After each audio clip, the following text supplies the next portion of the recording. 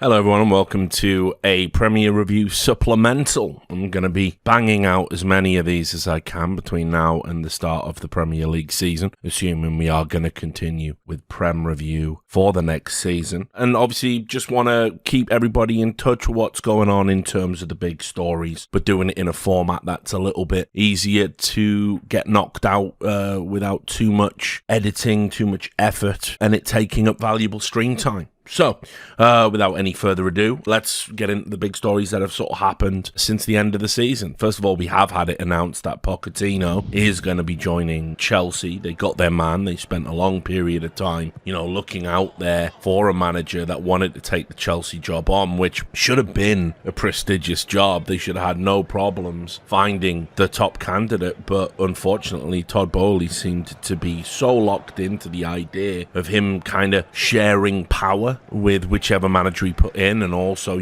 talks about hiring like Steven Gerrard and things like this. He seems to be enamored with former players, that things didn't look good for Chelsea. You really didn't know if they were going to get a high-caliber manager. Now, I've said multiple times, I think Pochettino is the most desirable manager that was kind of out there for a job like this, but what I was worried about is, would Pochettino want to have an owner coming in and doing team talks, have an owner coming in saying to players like, try this and try that, which has all been reported in the media. It's quite telling, I think, that Todd made a point of doing an interview where he said he would actually be taking a bit of a back seat at Chelsea after they announced Pochettino coming in. I don't think it's a coincidence. Pochettino's not going to put up with that bullshit. He's had to deal with all the politics and nightmarish scenarios at PSG, all the while being castigated for not winning a Champions League. I think Poch is played out with politics and bullshit, and I think that was the deal breaker. Now, the good news is that really does help Chelsea in terms of them getting back to being European contenders. They were very mediocre this season, mid-table mediocrity, one of the worst finishes in a long time, and playing dreadful football, just no cutting edge because they literally didn't have a striker. The repurposing of Kai Havertz as a striker is just absurd, and incredibly somehow, despite looking absolutely diabolical in the box for the second half of the season at Chelsea, there is talk about him going to Arsenal. So, I don't know. Maybe Arteta sees something I don't, or wants to use him in a way that certainly Chelsea didn't. But anyway, Pochettino comes in. Very good news. All the reporting since he's been announced is that there's going to be a big clean out at Chelsea. What he's going to do is get rid of players that some of which haven't even been at the club particularly long. I mean, the numbers vary depending on where you read the report. It's between 12 and 15 people are going to be out. Some are not a surprise. I mean, Aubameyang was brought in as a temporary measure, a striking option for Tuchel, because obviously Tuchel had worked with him before in the Bundesliga. That signing was dead the moment Tuchel was kind of kicked out of the club in what remains one of the most startling sackings. I know the results weren't great, but you look at what they went on to do subsequently, and you have to say, Potter was a disaster and Lampard even worse. But anyway, so Aubameyang going out, that's not a surprise. But there's talk about Mendy, Pulisic, Loftus-Cheek, Ziyech. They're all available. Their contracts, I don't think, are being renewed, so I think they're all available on freeze. So you can probably expect them to not be at the club next season. And I don't think... I mean, there's, Pulisic still has something to offer. I think Ziyech certainly had his moments. But anyway, so don't expect to see them at the club. Then you got Kovacic. There's talk about him being sold. Cucurella, who obviously was brought in ahead of Potter coming in. Brighton totally finessed Chelsea because Cucurella's looked absolutely awful at left back. And I'm pretty convinced now the notion of him playing in a back four, I just don't think he can do it. But he's been linked with Newcastle, so I'm doing one more season with Newcastle. I just want to get back into Europe, go to a few European games in the Champions League, and then denounce them officially for being Saudi-owned and go support Blythe Spartans or something. Because, honestly, Premier League football will jade the shit out of you, and it's only getting worse. And then we're going to have the European Super League soon anyway, so whatever. But Cucurella looks to be out, and after the season he's had, that doesn't surprise me. Defensive disaster. He looks to me more like a wing back, needs to be playing in an attacking capacity, cannot be relied upon in a defensive capacity. And obviously Kai Havertz, I just talked about, if it's not Arsenal, could very well be someone else. As Pilaqueta, obviously club captain, he's been, he signed on for an extra season. There was talk about him going, I think it was to Barcelona last season, looked to be a done deal, and he stayed on for another year. I would want to see him stay there for, when Pochettino gets there, because I think having like some sort of continuity, having somebody that's been at the club a while can help a manager bed in and get to know the players is always super useful. But maybe that doesn't happen. He's been at Chelsea over 10 years and not getting any younger. Mason Mount, the big transfer, one of the most shocking touted transfers for me, is Mason Mount potentially going to United. Obviously, he's been dealing with that stuff in the court where an ex-girlfriend was just found guilty of stalking and harassment. He's had all that going on in the background. But I'm not a Mason Mount disciple at all. I don't really... I think about what United need in midfield and the names that are coming to my mind. Mason Mount's not one of them, but obviously is an England international, and is always going to be desirable for that reason alone. But Mason Mount likely to leave because he's had problems with the board. He wants a contract extension. They don't want to give it to him on his terms. So, those are just some of the names that are going to be going out at Chelsea. There was also a report as well about João Felix, how Pochettino's like, listen, I know we've paid to extend your loan. Actually, I have zero interest in using you. You don't impress me much. That was one report that was out there. So maybe João Felix goes as well. So it's pretty crazy. It's like Pochettino's going to clean house. And I sort of, when you list all of those names, you can kind of understand why Chelsea were in the position they were in. The squad's all over the place. No, real cohesion. No consistency in terms of the generation that's there. You've got various iterations of past Chelsea teams all trying to fit together, and it just doesn't work like that. So that to me is, Pochettino's a super good appointment. Chelsea are definitely going to do better this season than they did, but it's actually a bigger job than I think people are going to give it credit for. The other big managerial appointment is at Tottenham. We know Tottenham, Conte went, they got rid of their standing manager, then they got rid of the manager that came after that, and they've gone with Angelos Postecoglou, who's come from Celtic. Obviously, you can tell by his name, he's Greek, but he actually did most of his career in Australia, and he's won Australian titles. There was a weird reaction when Postecoglou was announced at Celtic, and basically it was like, who is this guy? It was a lot of negativity. People were saying Celtic had set the bar very low to be a manager of their club, but in reality he was a bit more tenured than people are giving him credit for. Obviously he's managed Australia as well at an international level. He was in the Japanese league, he was in the J League. So this is a guy that is a football man. He's been all around.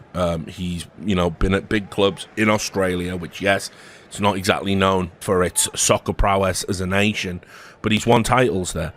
And obviously did very well at Celtic. I don't think that is a great kind of achievement in and of itself, because if you get to manage Celtic, you do get to win trophies. The idea that if you don't, it's pretty embarrassing, frankly. So, you've certainly got to be in the race, and you certainly got to pick up a cup at the very least. Otherwise, you're an abject failure. They're so far ahead of, with the exception of Rangers, obviously they're back now. But, they're so far ahead of everyone else in the league in terms of resources and just player caliber, that, you should be winning trophies at Celtic.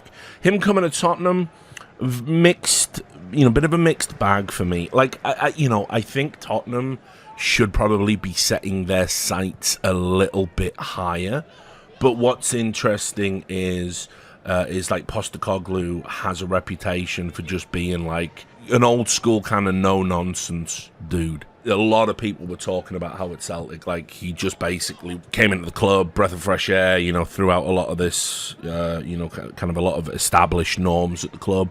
Obviously likes to play a very high tempo, attacking style of play, but there's nothing that says to me he's going to be ready for the Prem. And so I totally think the appointment is like interesting. I think it's bold. I think it's better than recycling some of the old names. I'm sure Tottenham may have been inclined to bring some like aging manager with Premier League experience back. No, they've gone for something here that's certainly got upside in terms of reputation and baggage. You come completely free of those, and if you hit the ground running, you're going to be heralded as some sort of genius. Also, as well, I imagine that people don't really have a great frame of reference for how he's going to play. I mean, in the Scottish League, certainly, he liked to play that up, very up-tempo pressing style. He used to, Celtic were destroying teams under Postecoglou, but, in Europe, not so much, but then that's par for the course. It's going to be interesting. I mean, in terms of managing the players at Tottenham, I think there are a lot of players there that have big reputations but little ability in Premier League terms, and I think Postecoglou's going to definitely have a clean out of his own. Whether he's going to be backed financially because it's Tottenham and they've continually spent money on garbage, worst signing of last season with Richarlison. Whatever. Postecoglou comes in at Tottenham, and that's kind of a tentative one for me. We'll wait and see. The other managerial change-up is at Bournemouth. I was very surprised to see Gary O'Neill, who kept Bournemouth in the league, and not only kept them in the league, but it wasn't even like some last-day miracle. They were safe by the time the last day came rolling around. And you think about Leeds and you think about Leicester, you think about teams like that getting relegated, you think about how Everton were in the bottom three for most of the season, while flirting with it, bottom four for sure. I think Gary O'Neill did a good job and probably deserved another spell. Now, that said, they've got Iriola, who is from Rayo Vallecano in Spain, and it's kind of interesting because I think tactically he is actually a great fit for Bournemouth. If you sort of know about how they play, and they've had some very notable results in La Liga. They beat Barcelona in the league. I think they finished like 11th overall, and that's crazy, considering they were a promoted team. I think they also got to like the semi-finals of the Copa del Rey. This manager knows how to get the most out of players that aren't high caliber, and I can totally understand why he's an attractive prospect for Bournemouth. What's super interesting is, as well, his tactics are very similar to what Bournemouth were playing under O'Neill. Now, O'Neill was a bit more flexible. Like, O'Neill basically, not surprisingly, Bournemouth didn't have a lot of possession, but O'Neill used to play defensive formations. When he first came into the team, it was like a 4-2-3-1, then it was like a 4-4-1-1, and then, for the big games, the games when he was playing against like a top 8 team, typically he would go to a 5-4-1, look to hit on the counter-attack. Now, that put them in good stead because they did grind out points against teams that were sort of similarly able to them just on the basis of these tactics. Now, if you go and look at Rayo Vallecano have been playing, they play a 4-5-1 or a flat 4-4-2 defensive, looking to just shut out in the middle of the park and hit on the break. And so I think tactically, I'm hoping for a little bit of refinement, but certainly the Bournemouth players aren't going to have a hard time adapting to this style of play. So, I mean, that's good news there. So it's a good fit. It's a surprising appointment, but it's one that I think is going to work. And very interested to see how Bournemouth get on this season. So far, managed to keep hold of their key players as well. So good on them. So that's all the managerial stuff that's been going on. But there were a couple of other stories that I just wanted to quickly talk about. Obviously, the saga of Harry Maguire at Manchester United.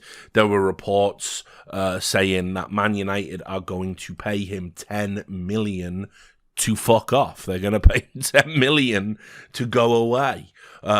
Just to get him out of his contract. And look, the reality is, it's probably money well spent at this point. I mean, certainly, if what happened in the Europa League doesn't indicate how much of a liability Harry Maguire is going to be in the Pep system, I don't know what else is. And look, the bottom line is, maybe there is a team where Harry Maguire can get his groove back. He keeps getting linked with Newcastle again. Like, if I wake up and Harry Maguire has signed for Newcastle, I will actually know I'm in a hell of my own choosing. That will be me out at that point. But he basically struggled to just play off the front foot all the time. His distribution is poor. He lacks the pace and just the overall agility of what you want from a modern centre-back. Like, Harry Maguire looks like a throwback, you know. He basically gets himself into trouble because his passing is inaccurate, and then when someone goes past him because they've intercepted it, he has to, like, foul them, you know. It's like something like from 80s Italian football. It's like so static and slow and laborious, and that's not what a dynamic pressing team looks like these days. And Harry Maguire, unfortunately, looked like he could be, back when it was like Solskjaer, you're thinking, well, Solskjaer was a bit anachronistic in his tactical approach. There might be a place for Maguire there, although he was error prone still. But in what Ten Hag wants to do, there's just, he just can't fit. It just won't work. So Harry Maguire is going to go, I'm pretty sure. I think he'll be out the door with David De Gea as well, who also has similar problems, although Pickford looks to be the replacement of choice there, which surprises me because I think he's got distribution problems. I was going to look up the stats before I recorded this, but didn't have time. I thought we'd just get in front of the mic and do it. But, that's something that I think United need to do. I mean, it's a shame that Maguire's value, if they can actually sell him for money, brilliant. Even better, get that deal done, because Ten Hag looks to have been told, until we get the new ownership situation sorted out, there's not going to be a lot of money to spend. And, you'll have seen a lot of transfer activity outside of the Mason Mount signing. United haven't really been linked with a lot of sort of big names and high profile players as of yet. So a lot of chatter for everyone else, even Arsenal. And so, yeah, but if Maguire leaves United, that is great for the club. By all accounts, he's a big personality as well, which was causing all the problems when Ronaldo was there. I imagine that a lot of his teammates kind of recognize that he's a liability and it's super awkward, and they don't want to be playing around a player that is that bad. Another bit of news as well, obviously, Jude Bellingham. I was super surprised it happened. I remember when he was first linked with Real Madrid and somebody brought it up on the stream, and I just said, look, guys, Jude Bellingham is one of the best. He's a super mature guy. He wants to be one of the best players in the world. He's certainly one of the best young players available right now. He'll want to play in the Prem. Why would you want to go to an inferior league, even if it's a club like Real Madrid? I strongly believed Liverpool were going to break the bank for him. I don't know why that hasn't happened. It's very perplexing to me. And this move, I think, is a bit of a missed trick. I'm sure they're going to love him at Real Madrid, and I'm sure he's going to absolutely destroy La Liga. I'm sure he's going to look like a god in that league. But for me, it's like, you want to see him at one of the big four clubs in the Prem. Surely you do. Surely you want to see him at Liverpool or United. Or an Arsenal. You want some, and the deal, 88 mil. Christ, they're talking about, I think West Ham just turned down 90 for Declan Rice. So, it seems to me to be a steal, honestly. You go 120, 130 for a player of Bellingham's caliber. Seems wild to me. But yeah, Bellingham not going to be in the Prem. I really thought he was going to be. While we're talking about Europe as well, I just want to talk a little bit about West Ham. Obviously, West Ham won the Europa Conference, and I just want to say I have seen few things as embarrassing. Obviously, Chelsea will always be that Chelsea spending 600 mil to finish 12 will be the most embarrassing thing I think I've ever seen in football. But the celebrations of the Europa Conference League win with Dave Moyes boys dancing like your fucking drunk uncle at a wedding, and the West Ham players having a parade in front of the fans, and they're going on. Like, listen, I get it. Silverware's silverware. But the Europa Conference is a joke. It's just a way to squeeze money out of fans. It's one of the least prestigious cups that I've ever seen in my lifetime. Personally, I rate it below a League Cup, because at least you've got to beat 2 or 3 Premier League teams, in there theoretically to win it. And they celebrated it like it was a Champions League. And keep in mind, West Ham tanked their entire fucking season for that, it seemed. West Ham were, with the squad they've got, they should have been challenging for European honours again this season, but instead spent most of it fending off relegation until just disastrous runs from Leicester and Leeds kind of made West Ham's results academic. I know you're going to celebrate trophies. It was kind of weird because the fans, David Sullivan called up Dave Moyes after they won the Europa Conference and said, we're having showdown talks about your job. And the fans were going, wow, he wins a trophy and you're thinking about firing him? Yes, your bread and butter is the league and you played absolutely diabolically bad for 3/4 of it? With a squad that, you've got to... This is why I can't abide the Declan Rice thing. Declan Rice being $100 million player, Declan Rice's face, when he runs over to get himself in the photos for every fucking England goal. What games did he win individually, last season? 1, 2? Put it this way, in the Prem, I've seen teams come where they have one god-tier player, one alleged god-tier player, and that god-tier player wins them X amount of points. I think Brennan Johnson got more points for Forest individually than Declan Rice got for West Ham this season, and yet he's just going to get to go to Arsenal and contend for a title with a shit-eating grin on his face. There's something wrong with that. But anyway, back to Dave Moyes. They missed a trick. Everyone's missed a trick. Dave Moyes could have gone out as a hero and the fans would have been a little bit shocked, but the bottom line is, Dave Moyes is not the same Dave Moyes that he used to be when he was at the other clubs, and his arsehole's gone. He's not an authoritarian, angry Scotsman anymore. He seems to have an almost lackadaisical. It's like someone's giving him an edible or something. It's super weird. And the bottom line is, West Ham, I think West Ham are a big club. I think West Ham should be setting their sights certainly a lot higher than fending off relegation and picking up the scraps from the European table. I mean, you can cheer all you want for the Europa Conference. That cup won't even exist in 20 years. I'm probably being generous with 20, I think about the old Cup Winners' Cup and how that got scrapped. Well, Cup Winners' Cup had prestige because you had to have won a trophy to fucking play in it. So, I mean, just nonsense. What West Ham, I kind of thought it was a bit of a lack of service to the fans in a way, because they served up some diabolically poor performances in the league with a team that really ought to have been free and clear long before the end of the season. So, but yeah, that's everything that's been going on right now.